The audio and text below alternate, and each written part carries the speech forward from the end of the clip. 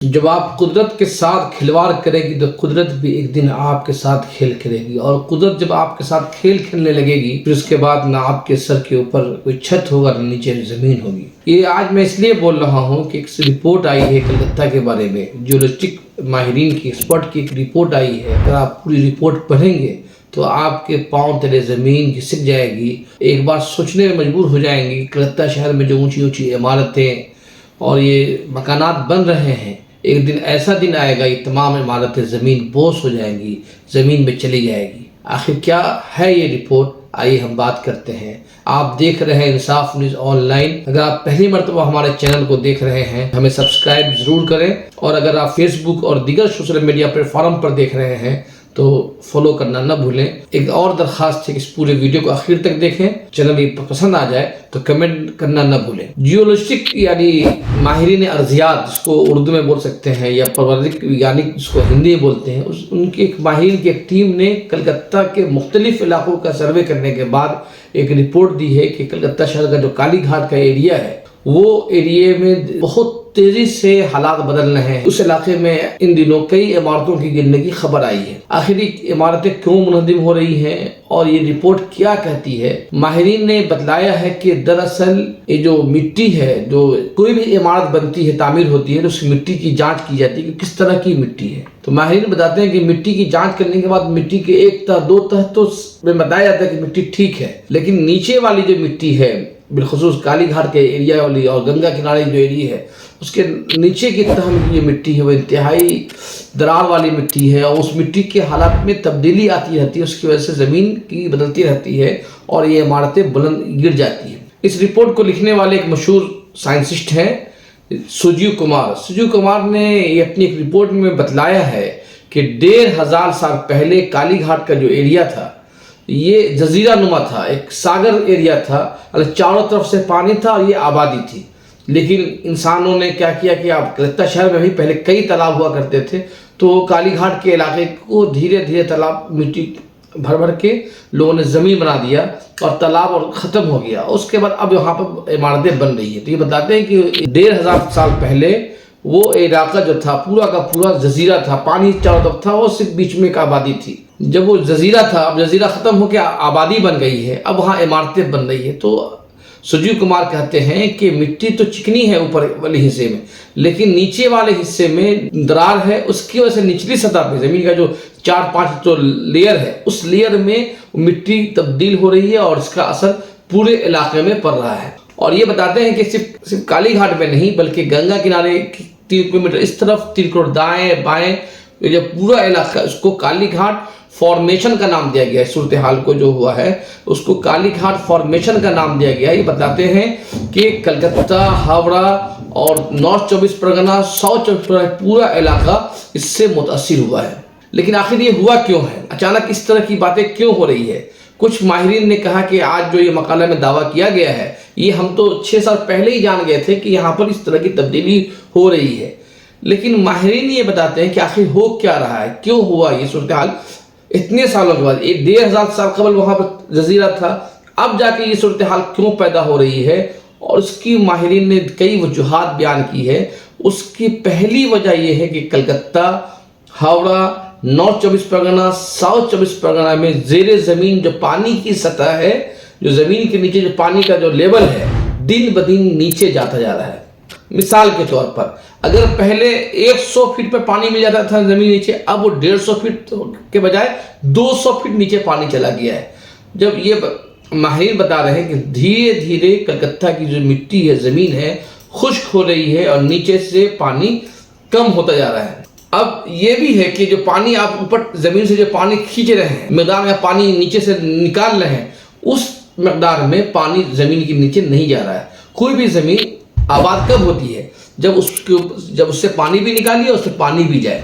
अगर आप सिर्फ पानी निकालते चले जाइएगा तो ज़मीन धीरे धीरे वहाँ पानी ख़त्म हो जाएगा। और सुजीव कुमार ने एक दूसरी बात ये बतलाई है कि 2018 से और 2020 के दरमियान गंगा नदी में, गंगा जो नदी है जो हमारे शहर से बीच हावड़ा और कलकत्ता के बीच में गुजर रही है, जिसको हुगली नदी भी कहते हैं, कि उसमें तलछट जो गंदगी है और गदला में इजाफा हुआ है। और इस गदला का बता रहे हैं कि ये जो अब जाके 2023 आते आते 2018 के मुकाबले में गंगा नदी जो है उसमें गंदगी जो है 5 गुना इजाफा हो गया है। मतलब पहले जो 2018 की जो गंदगी की जो सतह थी, अब जाके 2022-23 में आते आते 24 आते आते उसमें जो गंदगी की जो सतह है वो 5 गुना बढ़ गया है। और उस गंगा नदी की गंदगी की वजह से भी पानी की आसपास जो जमीनें पानी जो टानती थी, गंगा नदी के पानी को जज्ब करता था मिट्टी, वो भी कम हो गया है। यही वजह है कि संजीव कुमार की लीडरशिप वाली जो रिपोर्ट कहती है कि कलकत्ता शहर के दोनों जानिब 3.5 किलोमीटर के इलाका सबसे खतरनाक बन गया है। तो इस एतबार से देखा जाए तो कलकत्ता शहर की इस बंगाल हुकूमत की सबसे अहम इमारत जो है नवन्नो, जहाँ से पूरा हुकूमत का कामकाज होता है, वो खतरे की जोन में सबसे ज़्यादा है। आगे कहा गया है कि कलकत्ता शहर का 40% एरिया और हावड़ा शहर का 35% एरिया इस इलाके में, इस डेंजर जोन में आता है। कलकत्ता शहर के कौन कौन इलाके डेंजर जोन में है? उसमें बड़ा बाजार, शोभा बाजार, काशीपुर, दक्षिणेश्वर के जो इलाके हैं उसमें ये बताया गया कि इन इलाकों में तेजी से मिट्टी की सूरत हाल बदल रही है, जमीन खुश्क हो रहा है और पानी की सतह भी कम हो रही है। इसी तरीके से खिदरपुर, गार्डन रीच, मानिक तल्ला, विधान नगर के इलाके भी, वहाँ पर भी पानी का इलाका कम हो रहा है। हावड़ा में नवन्नो, कोना एक्सप्रेस और उसके आसपास के जो एरिया है वो भी खतरे के जोन की तरफ बढ़ते जा रहे हैं। जादवपुर यूनिवर्सिटी के प्रोफेसर हैं पार्था परितम विश्वास, उन्होंने एक बंगला अखबार आनंदो बाजार पत्रिका से बात करते हुए बतलाया इस पूरे मसले पे कि जो ये सूरत हाल पैदा हुई है, कालीघाट फॉर्मेशन इसका नाम दिया जा रहा है, कालीघाट फॉर्मेशन की जो सबसे वजह वो बताते हैं कि जमीन के नीचे धीरे धीरे पानी कम हो रहा है और मिट्टी की जो सलाहियत होती है कि इमारत को बरकरार रखने की, वो सलाहियत कम होती जा रही है। वो सादे लफ्ज़ों में बोलते हैं अपने बंगला अखबार को बात करते हुए कि जो मिट्टी के अंदर जो सलाहियत होती है बोझ बर्दाश्त करने की, वो सलाहियत उनकी ख़त्म होती जा रही है। इसी वजह से कलकत्ता शहर में अब जो इमारतें बन रही उसको बर्दाश्त करने की सलाहियत नहीं है। पार्था परितम से सवाल किया गया है कि आखिर क्या इसका कोई हल है या हम कुदरत के बहाने कुदरत पर छोड़ दें कि एक दिन हम सबको मिट जाना है? तो बताते हैं कि नहीं, इसका इलाज भी है कि आपको ये तय करना पड़ेगा कि शहर में कितनी कसीर मंजिला इमारत होगी, इस इमारत में कितने लोग रहेंगे और उनका आना जाना कैसे रहेगा, उनको पानी किस तरह से मिलेगा, उनके वो जो पानी यूज़ करेंगे वो पानी कहाँ जाएगा, उन सब का हिसाब अगर लगाया जाए तो जाके आप अपने शहर को बचा सकते हैं। कि अव्वल बताते हैं कि खूब बड़े पैमाने पे अंधाधुंध आप बिल्डिंग मत बनाइए, बिल्डिंग बनाइए प्लानिंग के तहत बनाइए और उसके बाद उस तय कीजिए कि अगर एक इमारत में 30 फ्लैट है तो 30 फ्लैट के हिसाब से कितने आदमी रह सकते हैं उसके पहले अंदाजा लगा लीजिए। ऐसा नहीं कि छोटे छोटे फ्लैट बनाकर आप सिर्फ कमाई के धुन में आप अंधा होते जा रहे हैं और अंधाधुंध आप प्लानिंग के तहत बना रहे हैं, जो इन दिनों कलकत्ता में हो रहा है। तो वो बोलते हैं कि नहीं, ये सूरत हाल रहेगी तो हम बचा सकते हैं कि कितना आपको पहले से हिसाब लगाना पड़ेगा, कितना पानी आप यूज़ करेंगे, कितना पानी यूज़ नहीं करेंगे। इसी तरह से सिटी कॉलेज कलकत्ता के जो डिप्टी प्रिंसिपल है प्रतोष कुमार राय, वो थोड़ा सा मसला आसान हल करते हैं कि नहीं, इतना भी भयानक सूरत हाल नहीं, इस मसले से हम निपट सकते हैं।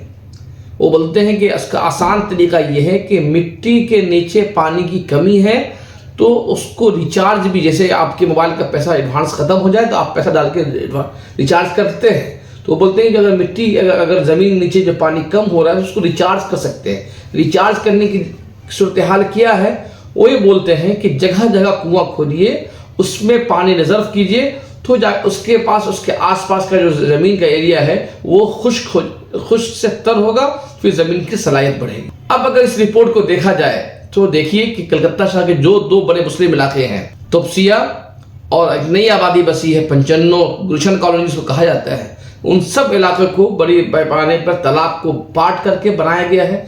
अब अंदाजा लगा लें कि उन इमारतों का मुस्तकबिल क्या होगा। चूँकि ये जो कालीघाट का एरिया है, कालीघाट में बड़े बड़े लोग रहते हैं, तो वहाँ पर एक सर्वे भी हो गया है, मुताला भी हो गया है, उसकी हकीकत भी सामने आ गई है। मुमकिन है कि अगले चंद सालों में कलकत्ता कॉरपोरेशन कालीघाट के लिए एक अलग प्रोजेक्ट बनाए।